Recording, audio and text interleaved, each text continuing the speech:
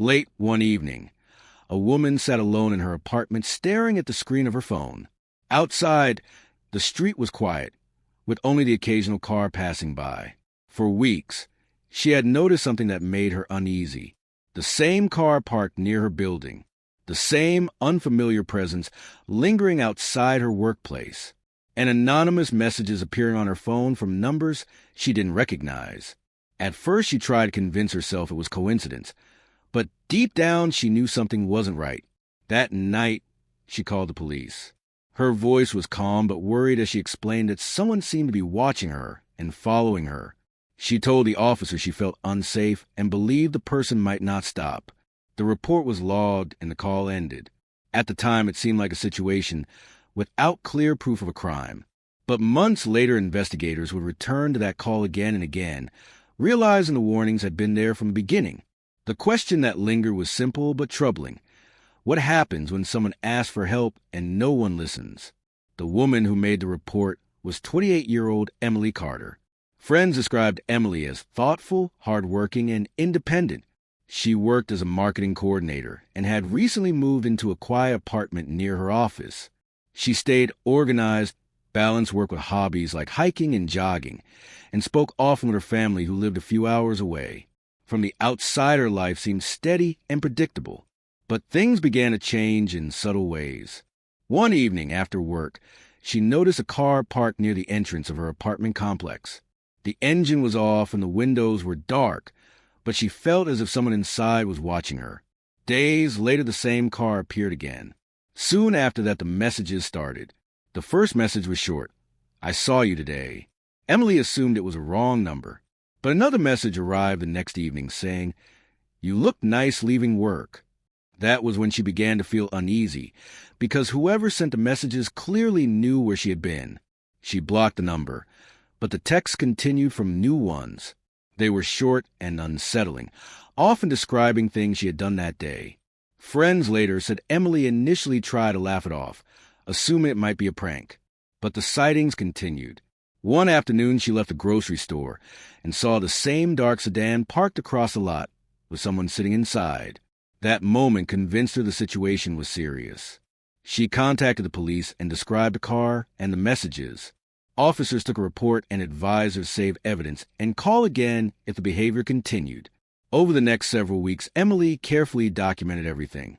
She saved screenshots of messages, noted dates and times, and recorded when unfamiliar numbers contacted her. Many of the messages sounded like observations. "You left work late today," or "You went running this morning." But one message stood out. "You should be more careful walking alone." That line felt less like observation and more like a warning. Emily reported the new messages. But without knowing the sender's identity or receiving a direct threat, investigators had little evidence to pursue a case. Meanwhile, the situation began affecting her daily life. She stopped jogging in the mornings and often asked coworkers to walk her to her car. She added extra locks to her apartment door. One evening, a neighbor later told investigators that Emily knocked on her door looking shaken. She said she had seen someone standing near the edge of the parking lot, watching her from the shadows. When she looked toward the figure, the person walked away. Police searched the area, but found no one. For a short time, the messages slowed, and the suspicious car appeared less frequently. Emily began to believe the person responsible might have stopped. But months later, investigators reviewing her records discovered that the messages had never truly ended. They had simply become less frequent. One text read, "I'm still here." Another said, "You shouldn't have told the police." Emily continued documenting everything, unaware that the clues to the stalker's identity were already hidden within the records she saved. When detectives later re-examined the case, they traced several of the anonymous phone numbers used to contact her. Many were temporary numbers designed to disappear after use.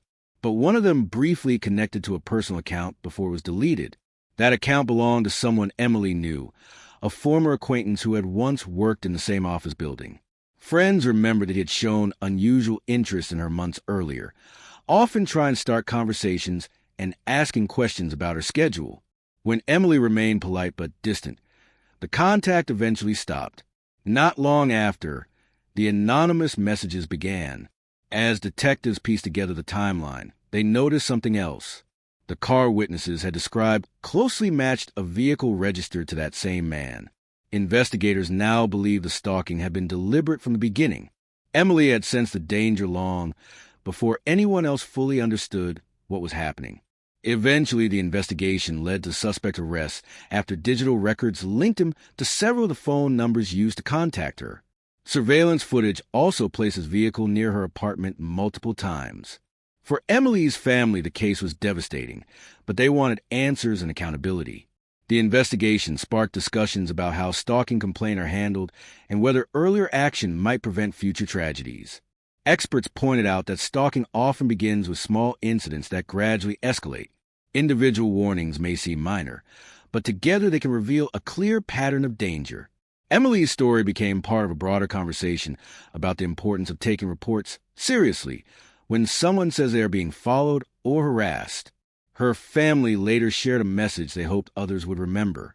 When someone says they feel unsafe, those concerns deserve to be heard, because sometimes the most important evidence appears long before investigators arrive.